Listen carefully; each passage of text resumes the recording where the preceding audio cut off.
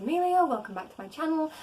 Today I am, let's see how many pages through, I am 372 pages of the way through A Game of Thrones, and today, I'm down the side of my bed, and today I want to be doing a fun little challenge for all you esoteric bitches out there, and that is tarot card book recommendations.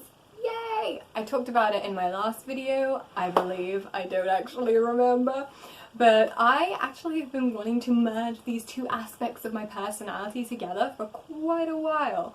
And I thought that this would be the ideal way to do it because I love tarot, and I love reading, and I love tarot reading, and I really like recommending books to people and putting things into categories. It's like one of my favourite things in the world. That's probably something to do with my astrological chart.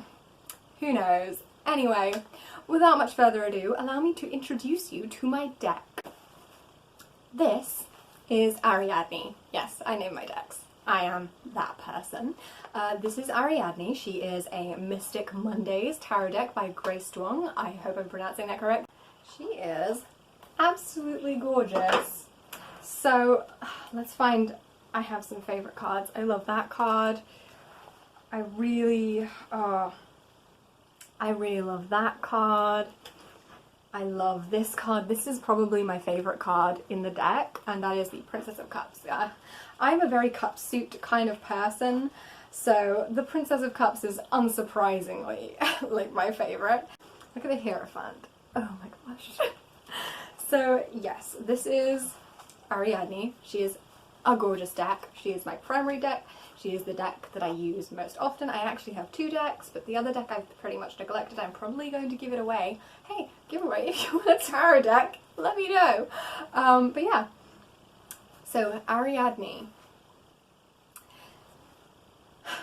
And what I'm going to do for this tag is I am going to shuffle these cards, which might be a little tricky because as you can see, she's thick, but I'm going to shuffle these cards and then I'm going to interpret whatever card comes up, and then I am going to give you a book recommendation based on that card. So, without much further ado, let's get shuffling. Like this, so you can kind of see the mess that is me trying to shuffle Ariadne. Because these cards, I think they're like 400 GSM, glossy cardstock, and that is, oh my gosh. One, I'm absolutely so into that. Two, they are so hard to shuffle. I don't read reversals. Just as I'm starting off this, I'm just going to say, I do not read reversals, and for the sake of this tag, or challenge, whatever I'm going to call it, I also don't want to do more than 3 cards, just because I want to leave time for the interpretation while staying a relatively short and concise video. So let's just keep shuffling, my baby.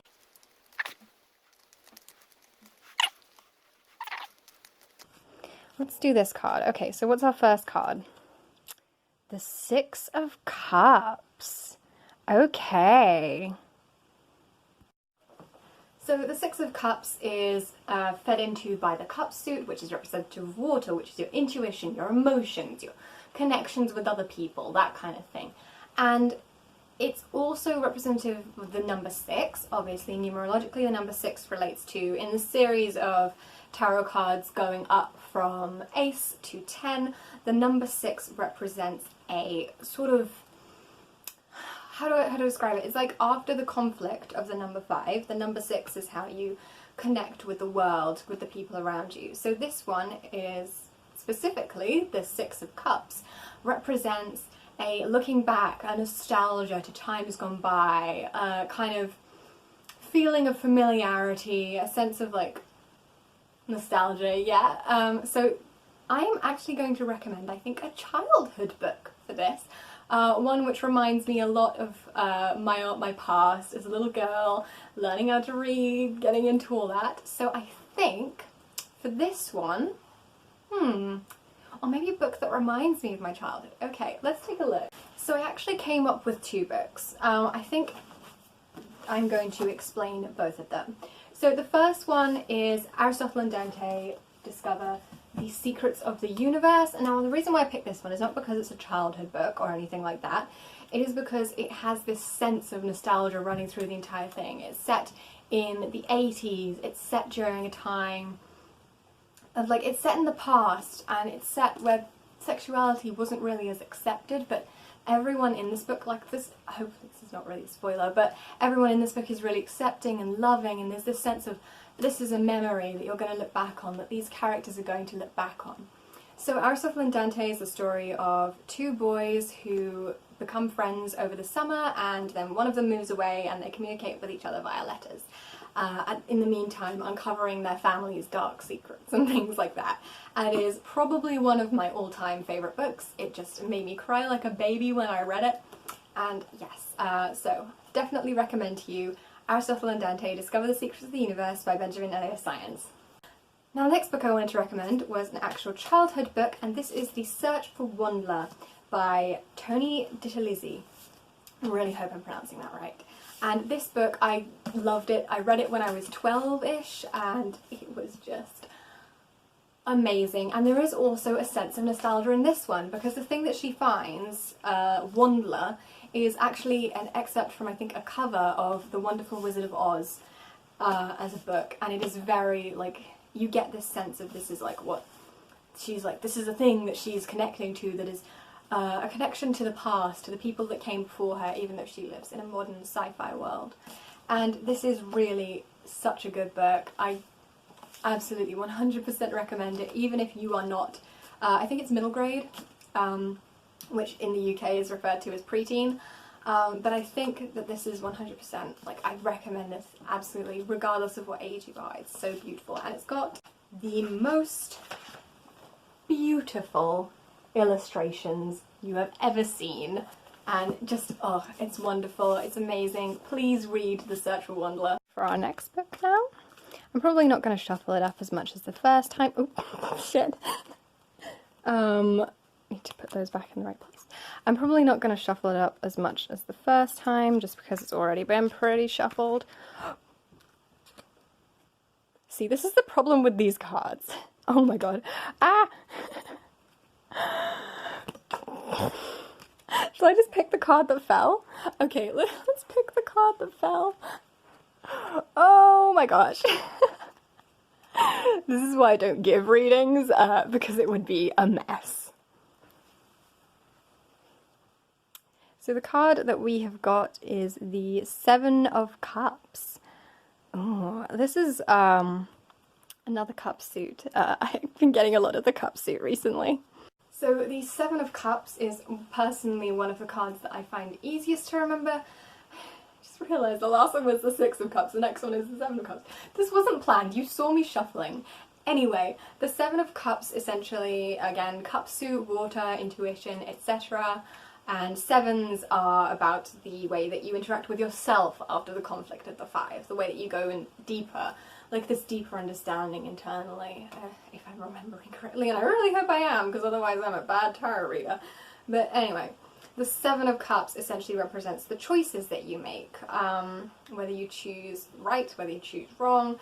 Essentially it is about choice, and I don't know if this is the tarot card's way of saying free slot, but I'm not going to take it as such. I'm going to look for a book, I think, in which the characters have to make a difficult choice. So I've actually gone with Harry Potter and the Deathly Hallows, which is an insanely old copy. As you can probably tell, I've had this since I was a little kid. Year 4, I think, which was when I was 8 or 9. Harry Potter and the Deathly Hallows, the reason I've chosen this book is because Harry, towards the end, like, I'm assuming all of you have read Harry Potter by now, but towards the end Harry has to choose between essentially his own life and saving the world, basically. And he goes and he allows himself to be sacrificed, which is... gets me emotional every time, but is really like this emotional scene.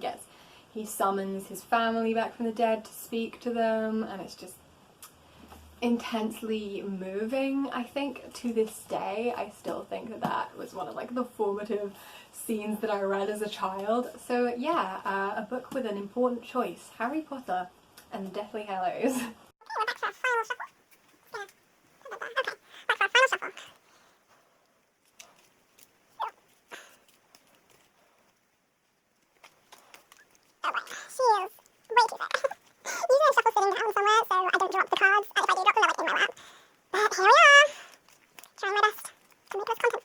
Okay, I think I'm gonna go with this card.